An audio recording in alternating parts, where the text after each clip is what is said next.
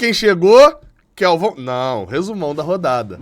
Eu sou Gabriel Amaral, sou jornalista por formação, sou tricolor de coração.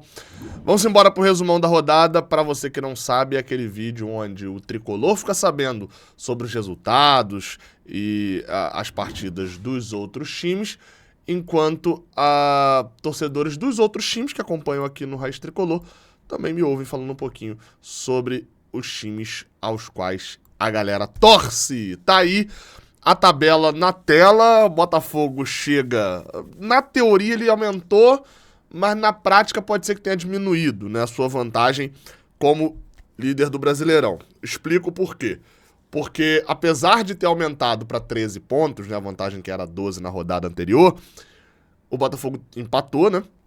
É inclusive o primeiro jogo que a gente vai falar aqui, Cruzeiro e Botafogo, mas esse empate do Botafogo, o Grêmio tem um jogo a menos, né? O Grêmio tem um jogo contra o Corinthians aí, que tá atrasado por conta do conflito de datas da Sul-Americana, e se o Grêmio ganhar, vai a 33, ou seja, vira 11 pontos a diferença nessa rodada, então teria aí essa diminuição. Cruzeiro e Botafogo 0-0, lesão do Tiquinho Soares, um problema no joelho esquerdo, não se sabe muito bem o que aconteceu, e meu amigo, se o Tiquinho, obviamente eu não desejo, né, e eu acho que rivalidade tem seus limites, né, eu não desejo uma lesão ao Tiquinho Soares, né, desejo que ele comece a jogar muito mal, porque eu sou rival do Botafogo, mas não vou desejar a lesão.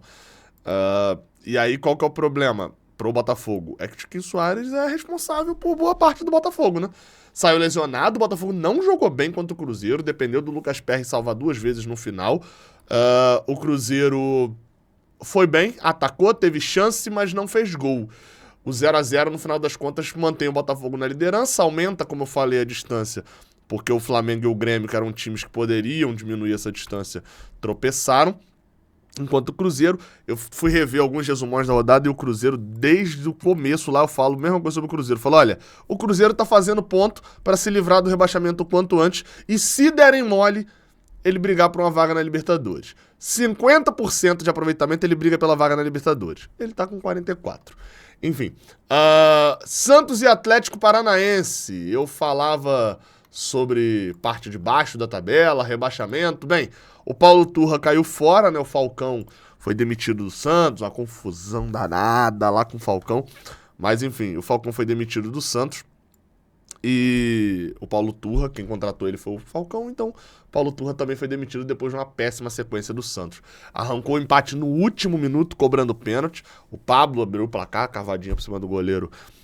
1-0 na Vila Belmiro, esse jogo foi no sábado e o Marcos Leonardo no último minuto empatou e depois disso o Santos ainda teve 2 gols anulados, mas não virou o jogo pra cima do Atlético Paranaense. 1-1, não vi esse jogo foi um pouco antes de rolar a bola lá no Maracanã pro jogo do Fluminense. Na verdade foi bem antes, né? É que eu já tava no Maracanã. O Atlético Paranaense fica na 7ª posição, arrancou um empatezinho fora de casa, se mantém com 28 pontos, enquanto estiver vivo na Libertadores, pode cair fora essa semana pro Bolívar, essa 7ª posição se justifica, né?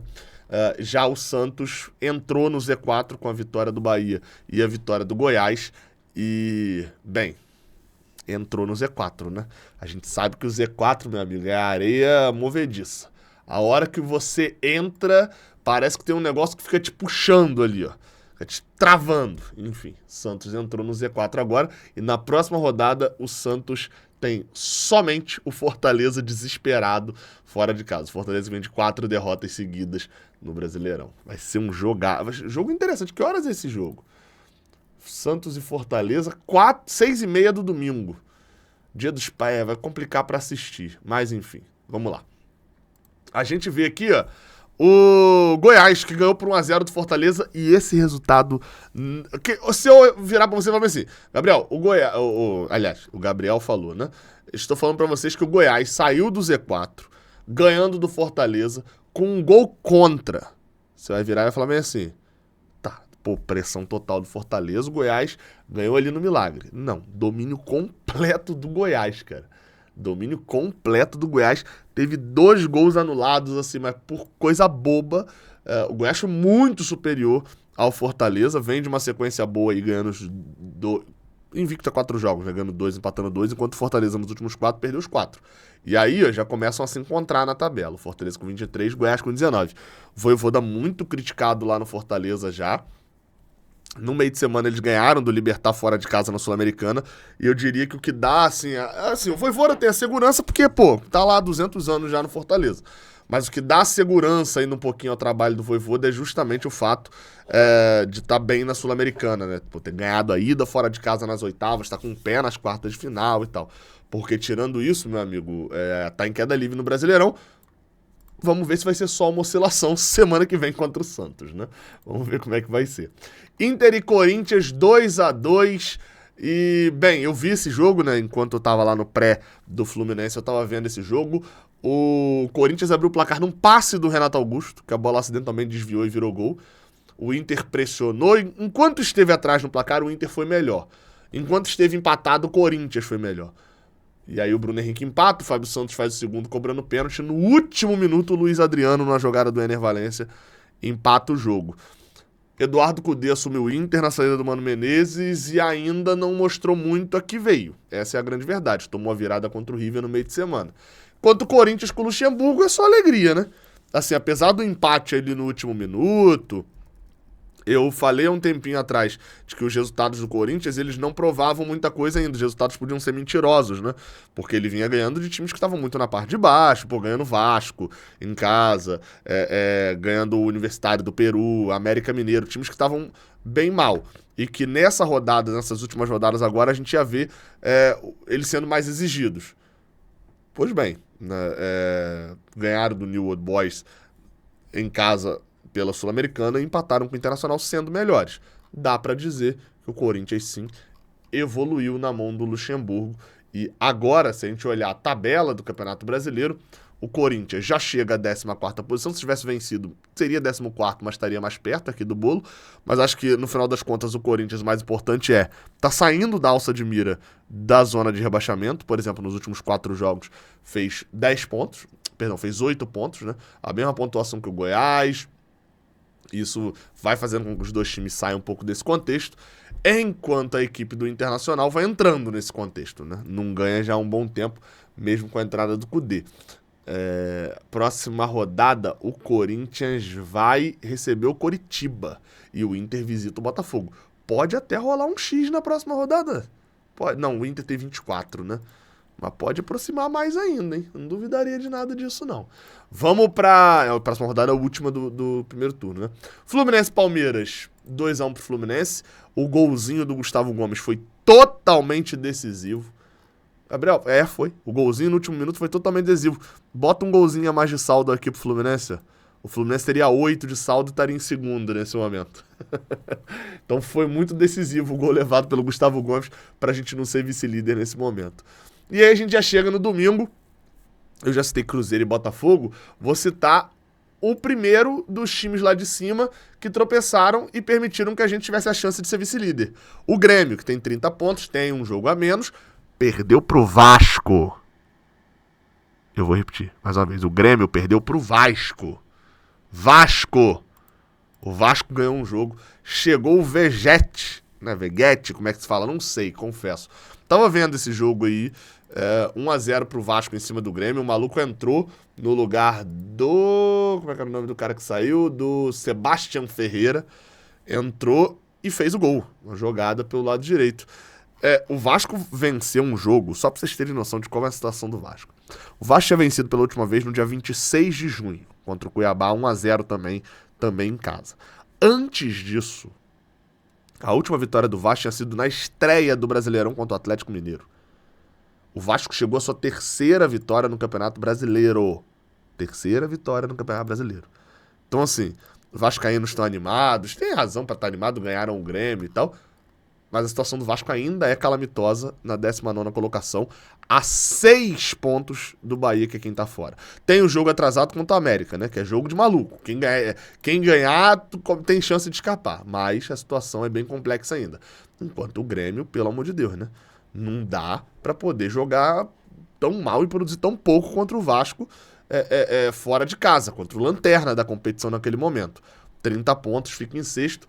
E curiosidade, né? O Vasco ganhou do Grêmio, empatou com o Fluminense, né? Dentre os times que estão aqui em cima. Ou seja, conseguiu pontuar contra times que... Pelos seus poucos pontos foram conquistados contra times que estão mais na parte alta. Agora, o Atlético Mineiro ganhou o São Paulo dentro do Morumbi, lotado, estreia, e sei que lá, e Lucas Moura, e daqui a pouco tem Rames Rodrigues, enfim. Hulk com 3 minutos meteu um golaço. Alô, Rafael! Alô, goleiro Rafael!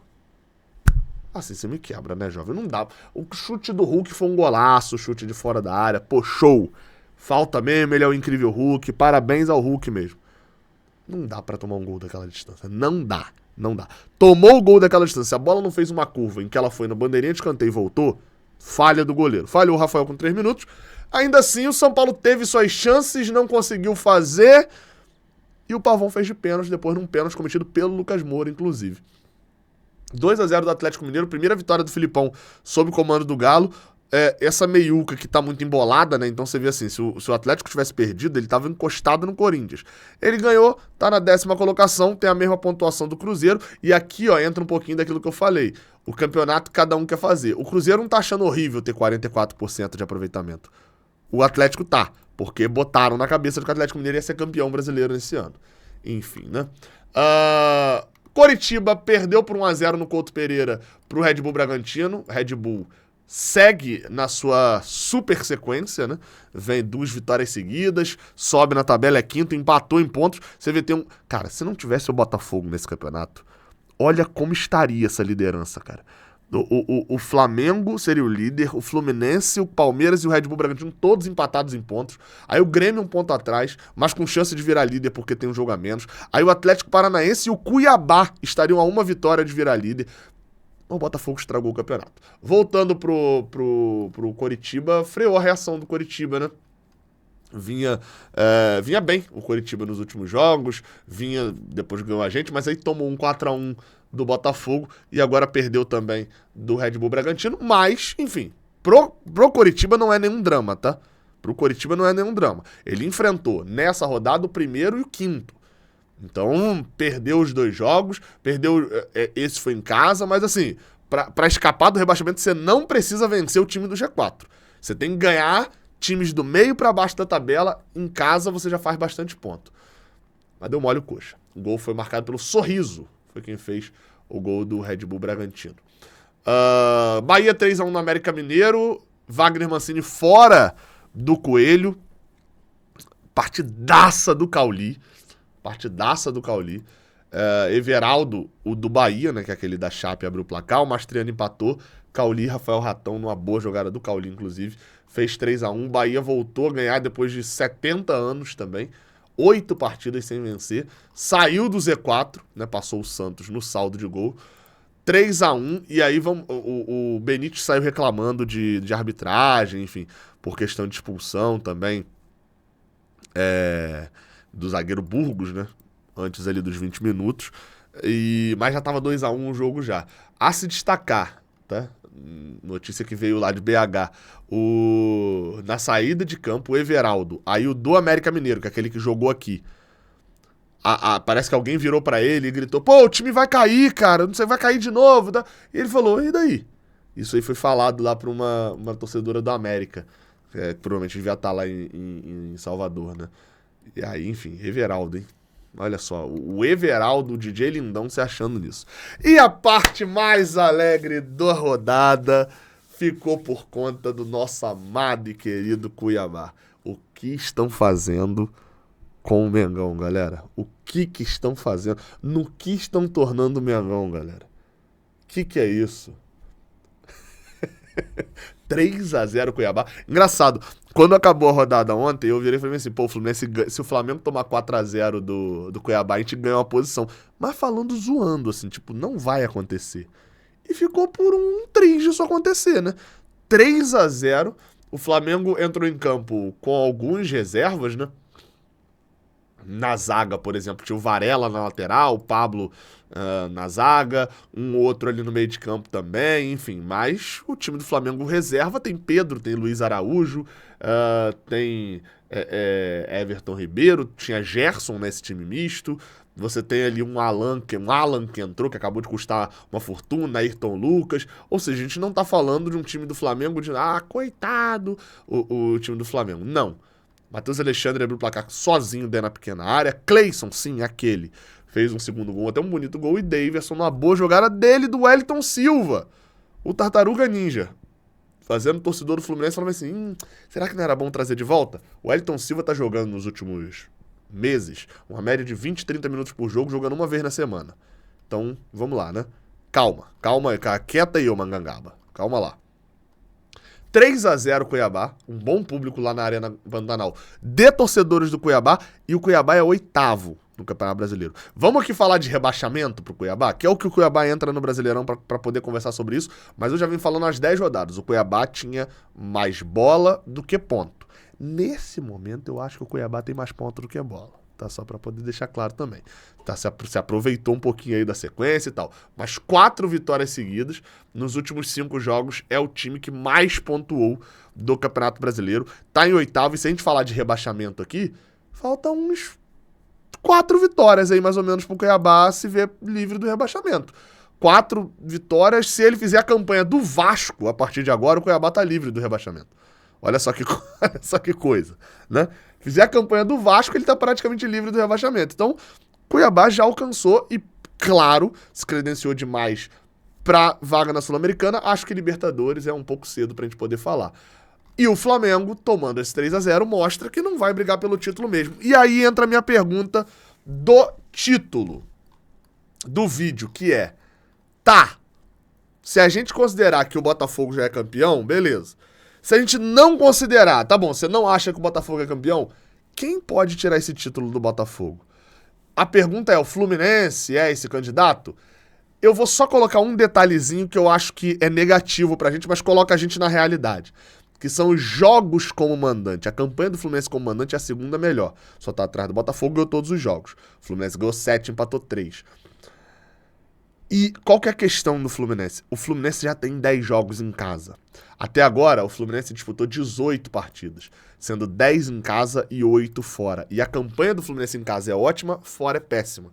Então, a gente tem aí, entre aspas, a gente está devendo 2 jogos onde a gente tem a campanha péssima. 2 jogos fora de casa. Por exemplo, na semana que vem a gente joga fora contra o Grêmio, aí depois é em casa contra o América Mineiro, aí fora contra o Atlético Paranaense. Enfim, então o Fluminense vai ter depois do Atlético Paranaense, aí é casa contra o Fortaleza, fora contra o enfim, vai ficar devendo um jogo fora de casa ali. Nesse momento, por exemplo, o Fluminense tem 10 jogos em casa, enquanto o Corinthians tem 7. Se a gente for pegar times que estão na briga lá em cima com o Fluminense tem 10 jogos em casa, o Flamengo tem 8, o Palmeiras tem 8. Então, assim, são times que ainda vão ter 2 jogos em casa quando o Fluminense joga 2 vezes fora. E isso pode dar uma desequilibrada na tabela. Então, por isso que eu ainda... pro Fluminense fazer alguma coisa, tem que bater vitórias fora de casa. E outro detalhe, tá? O Enciclopédia Tricolor, o Igor, né? Postou lá no Twitter, mas no perfil Flupédia, né? Ele botou um detalhe muito interessante, cara. De que é a 3ª vez que o Fluminense termina um primeiro turno invicto em casa. Isso só aconteceu nos anos em que a gente foi campeão. Aí você fala, pô, Gabriel, então tá acontecendo, vamos ser campeão de novo. Pontuando do jeito que tá pontuando fora? Vai ser não, meu amigo. O Botafogo ganhou todas em casa. A diferença do Botafogo pro Fluminense nesse momento em pontos, em casa, é de 3 pontos só. Em casa a diferença é mínima. O problema é fora, onde o Fluminense faz uma campanha pífia. Então, assim, a gente se anima, obviamente, quando o Fluminense ganha, a rodada é boa. O Fluminense, só pra vocês terem uma noção, o Fluminense jogou nessa partida, nessa rodada, o primeiro lugar empatou, o segundo perdeu, o quarto, né, que perdeu, o sexto perdeu, o sétimo empatou. Só o Fluminense e o Bragantino, dos 7 primeiros, que ganharam seus jogos. Então a rodada, na teoria, foi boa. Agora, cuidado com a empolgação também. Semana que vem tem o Grêmio. Na verdade, tem terça, tem Argentino Júnior e tal, mas falando de Brasileirão, semana que vem tem o Grêmio. E aí é hora de ver o que o Fluminense quer da vida. Fora de casa vai ter atuação pífia, como vinha tendo. Aí, meu amigo, aí é ganhar os jogos em casa e ir pra Libertadores 2024. Vamos ver como é que vai ser. Tenha calma, mas ó, sorrisinho no rosto. Aqui embaixo, no primeiro comentário, tem o link da Betano. Se fosse cadastrar lá nessa casa de apostas, usa o meu cupom Raiz Tricolor. Tamo junto, até a próxima. Valeu!